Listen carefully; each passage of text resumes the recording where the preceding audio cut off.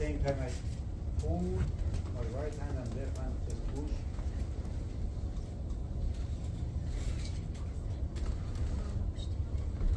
Hold for a second, and then relax.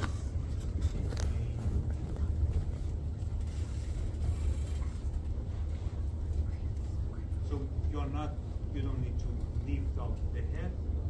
You just slide on the table. So this hand just sliding on the table and doing this movement. Pull and pull both hands. Okay, you good?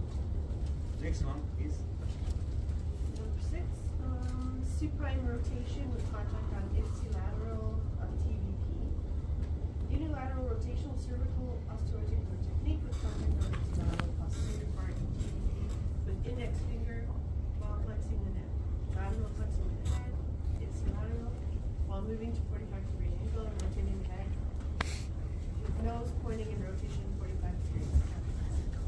thanks so much. With neck. Yeah. Neck.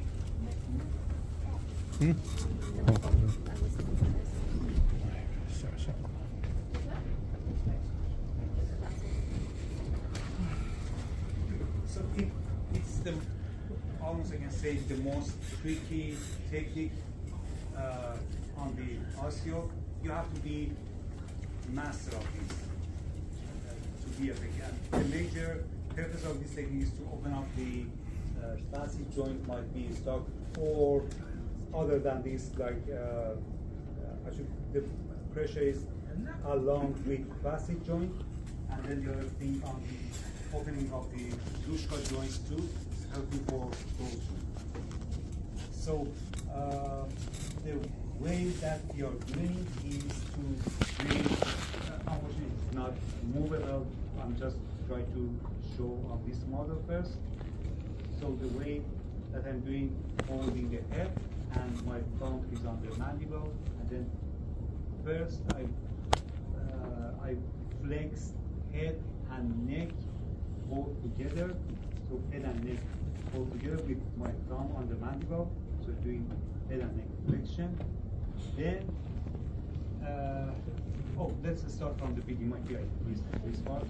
First of all, you find which segment are you doing the technique. For example, if the patient has C3, C4, for example, so I'm going to find the C3 and palpate the SP, then skin slack out, and then my tip of my finger is in the posterior aspect of the TVP of that segment. You can, based on your hand size and anything, you can choose your own finger. I'm comfortable with my index finger, so you might use middle finger or any of them. Just the purpose is to skin slack out. Now you are on the posterior TVP of that segment, and then now do head and neck flexion, head and neck together flexion. Then I have to go bring the just head lateral flexion to the side that I choose. So I, for example, choose on the left side. So I'm tilting the head, just head lateral flexion. That's the difference. So it's not this movement, it is this movement.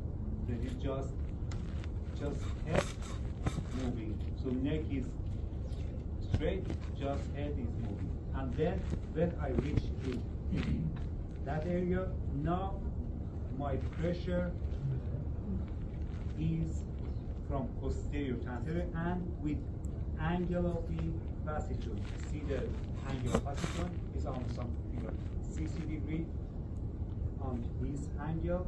So make this movement, and it creates a very minor head rotation, head and neck rotation toward that side. It makes, at the end, you making that movement.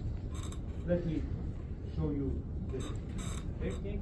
And okay, so first of all, I you have any pain or issue on your neck?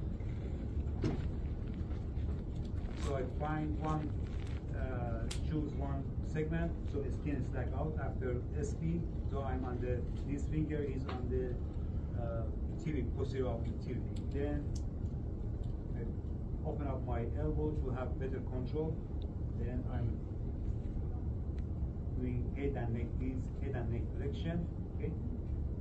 And then think about light things. I think you're thinking about heavy things. Then I bring the head, just head lateral flexion. Let me first do, then I will explain more. So I'm doing just head lateral flexion. Then I bring my force on that segment with these fingers. Okay. So now I'm showing you the difference between head and neck flexion and just head lateral flexion. So it is head and neck flexion. Now for lateral flexion, if I'm doing this, see, can you point out here? Point out here. So here's the middle of his chin, right? When I'm doing this, is exact still it is middle of his chin, right? It is head and neck flexion. But when I'm doing this, see, now his chin goes opposite way. You see? So it might be not everybody can see. So head and neck flexion. Then for lateral head flexion, see, he's pointing out middle of his chin, right? And when I'm doing this, see his chin going to the opposite side, right? This is right, if you see this movement. If I'm doing this, it is not right movement. So after this, lateral, and then push. It's a little bit, would be a little bit painful because I'm pulling the ligaments. So if there is stock on the facet joint, you're opening up that joint. If it is not, so not, then there is no point to do this. But if the stock you feel during your assessment you find restriction, then you choose that segment and do that technique on that segment. For this technique, you don't need to do on all the like 6-7 segments. Just choose that segment has issue, do that technique on that segment. And if the patient needs might be 2 or 3 times of this technique, just do once and then you can do the other techniques or go to the other side and then you can back to not a couple of times or multiple times on just one spot. Okay?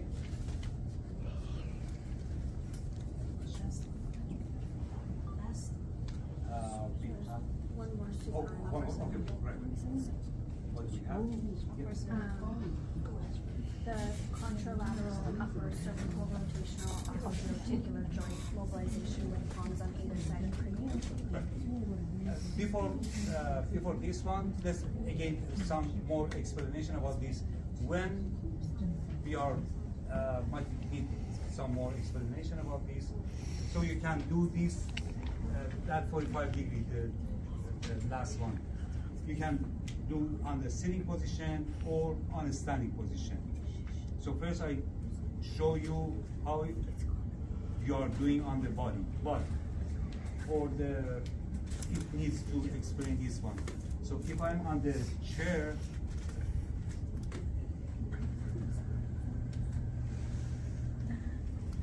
so I'm not doing multiple times, I'm just showing, it's not complete, I'm just showing something else. So when I'm doing this technique, and when I'm going this way, so I slide on the chair, right? And then doing, finalize the technique.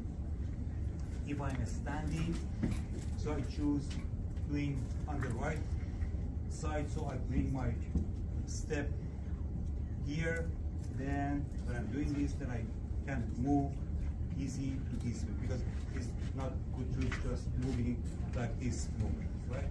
So I just choose this way, going here, that way, and then. So at the end, when you're doing technique, you have to be on that 45 degrees of it, and then at the end, the head has minor rotation, and that minor rotation, there are some mistakes. When I'm doing this, and then here, and the last step is this hand, one mistake is I try to move the head this way. But the purpose of this technique is to push my finger posterior to TVP and open up this joint and make that minor rotation because of that movement. So the rotation is not final purpose. It comes, but it's not the purpose of this. So don't try to do this. When you're pushing this, you make a little bit rotation, and then it will lock. So when you're pushing here, then push here, because it has very restricted movement. It doesn't rotate the head. So you're not doing, if you rotate head, you're working between C1 and C2. So it is not the purpose of this technique. That rotation is not. That rotation is just between, like for example, C4, C3, C4, C4, C5. It is just between that rotation. If you rotate the head like this, it means, as I showed, between C1 and C2, how they rotate on each other.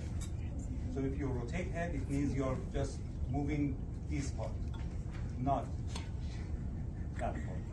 Okay? Now, the other technique, the last one, is very good for, it's kind of traction and good for, again, suboccipital muscles too. So I bring the head to the neutral. If it's not, and then at the same time, I one hand on this side and do not cover here, and then this hand on the mandible.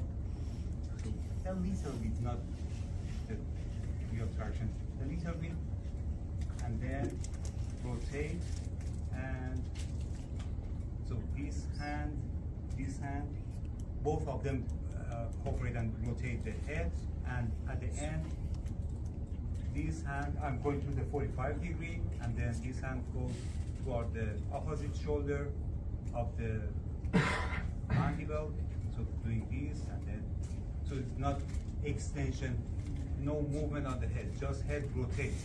So I'm just rotating the head, I'm doing the opposite section here, neutral, that way, and then, it's not, do not try to traction, just do not, make sure you're not compressing the neck. So just rotation, and then at the end, your hand goes toward the opposite shoulder. Okay? For these techniques, you need to be careful, you need to practice